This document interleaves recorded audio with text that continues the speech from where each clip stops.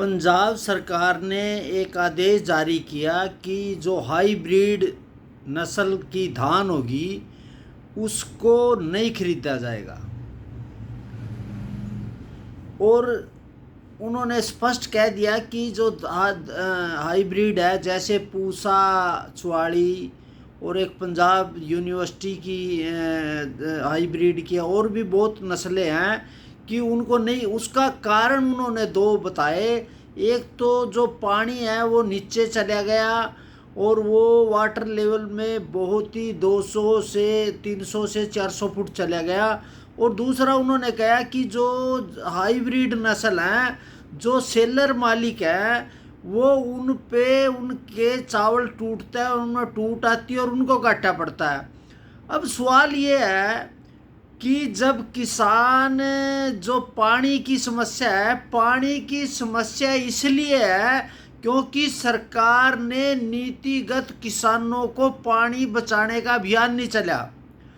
क्योंकि जितना भी पानी है, जिस तरह के बादल सरकार में फ्री बिजली दी तो पूरा नीचे का पानी वो दान में खर्च कर लिया। और हरियाणा में भी, क्योंकि पहले एक समय में नहर पानी का विवाद होता था कि नहर पानी नहीं मिला, उसके लिए बचने के लिए सरकारों ने वो जो नलकूप लगा के और लगाए और उसमें धान की पैदावार के लिए निचले का पानी उन्होंने लगा दिया।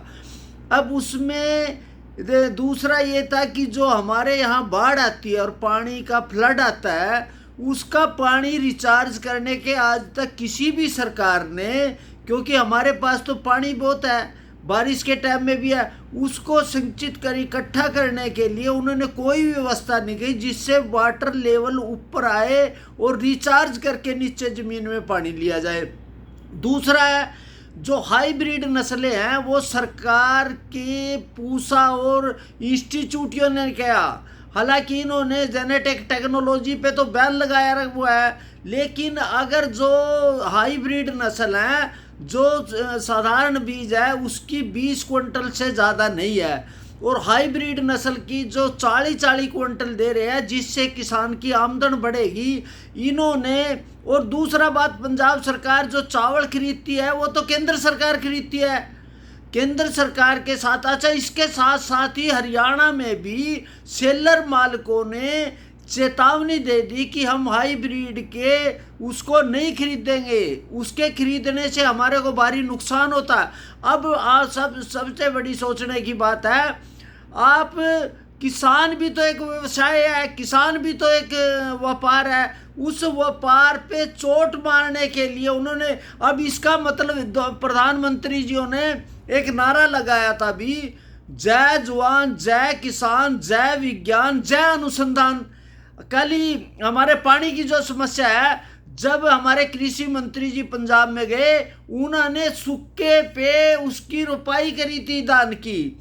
उसमें टेक्नोलॉजी है। आप इजराइल को देखोगे, इजराइल में जहाँ पानी, बारिश भी नहीं है, वहाँ की ज़मीन भी अच्छी नहीं है, वहाँ का पानी भी अच्छा नहीं, उसके बावजूद जो वहाँ की टेक्नोलॉजी है, वहाँ उन्हें पम्प हाउस, टपका और ये जो फुहारा सिस्टम है, उससे उन्होंने पानी का सही इस्तेमाल करके, और हमारे यहाँ जो एवरेज है, जो हमारे यहाँ से 8 गुना ज़्यादा, जैसे हमारे यहाँ अगर 20 क्विंटल की है तो 8 गुना ज़्यादा वहाँ एवरेज है। वहाँ पानी का शुद्ध सरकार इस पे क्यों नहीं करती? क्योंकि किसान जैसे पद्धति है, आप अगर उसमें जो खेती है वो सूखे में भी, उसमें तरह तरह के तरीके हो गए, उस पर सरकार जोर नहीं दे रही। जैसे हमारी धान लगाने की बात है, वो पूरी तरह से पानी करके की डैलों में बनाई जा सकती है। अब उन्होंने दूसरा तरीका कर लिया। पानी बचाने के बहुत तरीके, अगर सरकार टपका सिस्टम में या उनको व्यवस्था दे, टेक्नोलॉजी दे, तो किसान बचा लेगा। अब उसका सबसे बड़ा तोड़ ये है कि जो धान आता है वो अगर मंडियों में आएगा, उसको खरीदने की समस्या है। हमारा कहना है सरकार से भी, सरकार अगर उसको बाजार को खोले, मार्केट खोले, जैसे अंतर्राष्ट्रीय मार्केट है उन्होंने बैन कर दिया कि चावल बाहर नहीं जाएगा, गेहूं बाहर नहीं जाएगा, उन्होंने बैन कर दिया फूड सिक्योरिटी एक्ट में।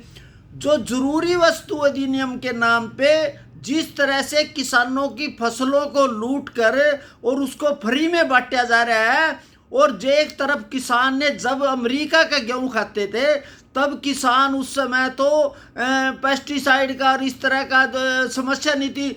अब हमने अपना पानी भी निकाल के बाहर घेर दिया और हमारी व्यवस्था भी खराब होगी, किसान की जमीन भी खराब होगी, और अगर उत्पादन बढ़ने लगा तो इनके पेट में दर्द हो गया कि ये तो ज़्यादा उत्पादन देगा, उसको खरीदेगा कौन, ये करेगा।